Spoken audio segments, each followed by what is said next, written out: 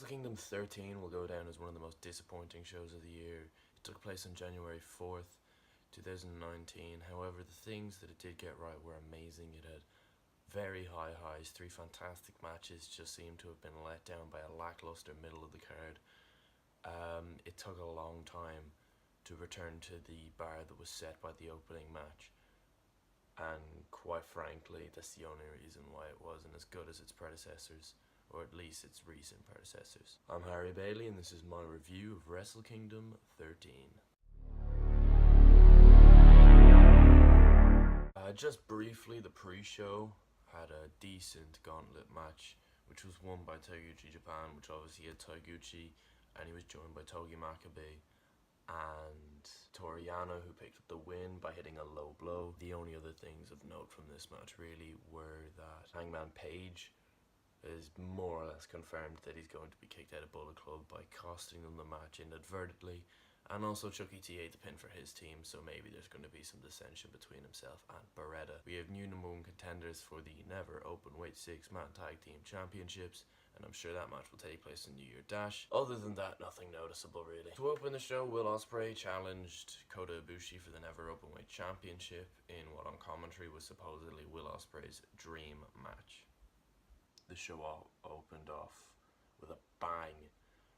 Will Ospreay, Kota Ibushi outdid themselves here. It was amazing. Kota Ibushi ended up losing the match by being incapacitated by Will Ospreay. He was knocked unconscious and left in a bloody state. Will Ospreay picked up the pin after a forearm to the back of the head, I believe it was. New Never Openweight champion. Ospreay looks amazing. Kota Ibushi was then stretchered to the back. Cannot wait to see what happens after this. This match was amazing. Next, the IWGP Junior Heavyweight Tag Team Championships were on the line. 3 teams. The champions, Suzuki-gun, were heading into it after a lengthy reign. They took on Roppongi 3K and Los Ingobernables de Japón. This match was just an exhibition for LIJ's new toy, so to speak, in Shingo Takagi. He carried the match. It was just a bit lackluster. I mean, anything would be lackluster following that opener. Nothing notable. New Junior Heavyweight Tag Team Champions. Other than that, pretty forgettable match. Next, the British Heavyweight Championship was on the line as champion Tomohiro Ishii defended his belt against Zack Sabre Jr. The match did what it was supposed to. It got the Rev Pro Championship exposure to Japanese and worldwide audiences, and quite frankly it just made Zack Sabre Jr. look like the threat to New Japan that he is now being built up as after his phenomenal summer last year. The match was pretty much just ZSJ targeting Ishii's arm and finished with Sabre Jr. tapping him out by trapping the arm that he had been targeting the whole match and had basically injured during the match in a submission, kind of out of nowhere. It was quite a short match. This was not a 50-50 affair. Zack Sabre Jr. came across looking like a total monster. It was good. It was better than the previous match, but again, it's just going to be slumped in along with the rest of the matches that sort of just sucked the soul out of this. This was definitely the best of those matches, and I'm not calling it the best of a bad bunch or anything. It was just the best of an average bunch, really. Next, Young Bucks took on LIJ, who took on Gorillas of Destiny in a triple tag team title match. The IWGP Heavyweight Tag Team Championships on the line. Gorillas of Destiny were the champions heading in. Surprise, surprise, they lost the belts. It's just, I mean, it was a fine match. Young Bucks obviously ate the pin as everyone had predicted they would, seeing as they seemed to be leaving New Japan. Was fine. Nothing notable at all, really. New tag champs. Was fine. Was fine. Next up, Juice Robinson took on Cody in a match for the IWGP United States Championship. This was easily the worst match on the card. It wasn't bad, no discredit to anyone involved. It was just super forgettable. Cody obviously lost, ate the pin. See you later, Cody. Thanks for having you. Next up, the IWGP Junior Heavyweight Championship is on the line as the Bone Soldier Taiji Ishimori takes on the Ace Kushida, who had just had a bit of a quirky entrance. Other than that, this match was good. It was definitely better than almost all the matches before it.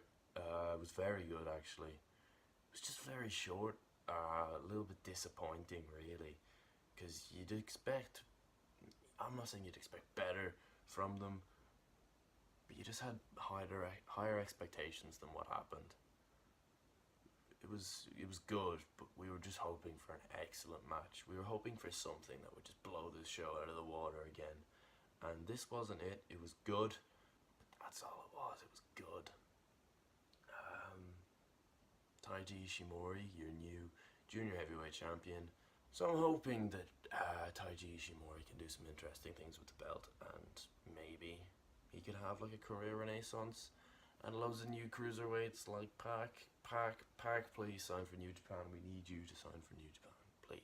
Next, the only non-title match on the main card, Kazuchika Okada takes on Switchblade Jay White. This match was better than I expected it to be, and I am so glad. This is where the show picked up pace again. This was a good match. I know this sounds a bit hypocritical, maybe not as good as the junior heavyweight match, but it's because it was better than I had expected. Maybe everyone else knew it would be this good, I just didn't think it would be, and it was. Surprisingly good for me. Switchblade Jay White can hang with Okada, we've learned. Sure, he's had matches with him before, but I mean in the Tokyo Dome, one-on-one, Kazuchika Okada versus the new leader of Bullet Club. It was very enjoyable. Okada brought back the Rainmaker gimmick, which was fantastic. He actually hit a spinning Rainmaker, but didn't hit the like real Rainmaker, the Ripcord Rainmaker, or whatever you want to call it. And yeah, Switchblade won with one single Blade Runner, just a singular Blade Runner, so that's going to put that finisher over as a big one. No faults really. It was very good. Really enjoyed it. The pace was brought back to this show. Yeah, no, really enjoyed this. This was very good. It wasn't match of the year or anything. It was just pleasantly surprising. For my money, Tetsuya Naito versus Chris Jericho is going to go down as one of the most underrated matches of the year. The reason I think this is because the instant reaction on Twitter to this match was that it was very good. I think this match was amazing. I think this match was so good. It was different. It was refreshing. It was very much a throwback match. There wasn't any like brashy, in your face high spots or anything. It was the only match really to use foreign objects to convey the story they were telling in the ring, and it was just so refreshing. I really enjoyed it. Jericho and Naito put on a clinic, brilliant little niches, and it was just really memorable spots. Such a rewatchable match, I can already tell, quite frankly, despite knowing who wins it, obviously, after you've seen it the first time. The IWGP Intercontinental Championship goes to LIJ as Tetsuya Naito beats Chris Jericho, completing a clean sweep of championships for LIJ. That's going to get brought up a lot, I'm assuming. It was just a different kind of match. It was really something to behold. And it really put over that Jericho is just a damn dirty bastard, and that Tetsuya Naito is a damn badass, quite frankly. The two of them just looked amazing. Like, I cannot wait to see more of this if it comes. If it doesn't, they'll have left it on one amazing match, but like, I really want to see more from this, because I just found this so refreshing to watch. Your main event of the evening saw Kenny the Cleaner Omega put his IWGP World Heavyweight Championship on the line against the former ace of New Japan, Hiroshi Tanahashi, in a predictably great match. This was a battle of ideals, I guess you could say.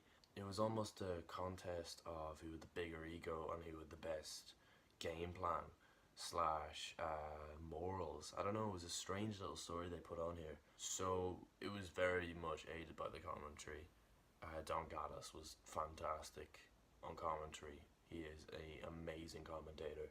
It was really put over that Kenny Omega and Hiroshi Tanahashi do not like each other, have very different styles of wrestling, have very different perceptions of what wrestling is, At different points in the match, you see a bit of character development. As Hiroshi Tanahashi decides to whip out a table, completely against his morals, or so you would think, and he crashes and burns and sends himself through the table. In the same way that Kenny Omega would not let Tanahashi lose the match by count out. He kept bringing him back into the ring, and he paid for it. He lost. The saving grace for Omega fans is that the one-winged angel was never kicked out of because he never hit it. But Tanahashi's the IWGP World Heavyweight Champion. At the end of a lengthy match that was still gripping nonetheless, everyone was on the edge of their seats. Really did enjoy this one. But yeah, Omega ends up losing to Tanahashi. The match was a little bit blighted by the somewhat predictable ending. I wouldn't say it was it was nowhere near as predictable as Young Bucks or Cody eating the pins in their matches. But you still had in the back of your head, Tanahashi was probably going to win this one. Yeah, it was an interesting one, quite frankly. Very enjoyable. Very interesting to see what happens after this, because Tanahashi is now the world champion. Who would have thought that? He's world champion in 2019. It's madness. So, to summarize, the show started off with a bang. Just kind of happened for a couple of hours. Then finished off in a blaze of glory. Every single championship that was on the line switched hands. That's probably going to be the thing that this whole card is remembered for, quite frankly. And it was a good way of disguising the 2 to 3 predictable finishes by just having all the champions lose. Fair enough. I remember last year it was quite similar. Obviously not all the champions lost, but this year every single one lost. There you have it. For my marquee matches of the year, I'm going to nominate 3 different matches. Kota Ibushi versus Will Ospreay, Chris Jericho versus Tetsuya Naito, and Kenny Omega versus Hiroshi Tanahashi. This card wasn't 100% perfect or near about like its 2, 3, 4 predecessors. It was still enthralling to watch for those 3 matches, as well as the 2 to 3 other very good matches. It just lacked bar the opener from start to middle, really. But my final grade for Wrestle Kingdom 13 is B+. So that's it. I've reviewed the first major show of 2019. Thank you guys so much for watching. I've been Harry Bailey. Please return next time as I review NXT UK TakeOver Blackpool. See yous.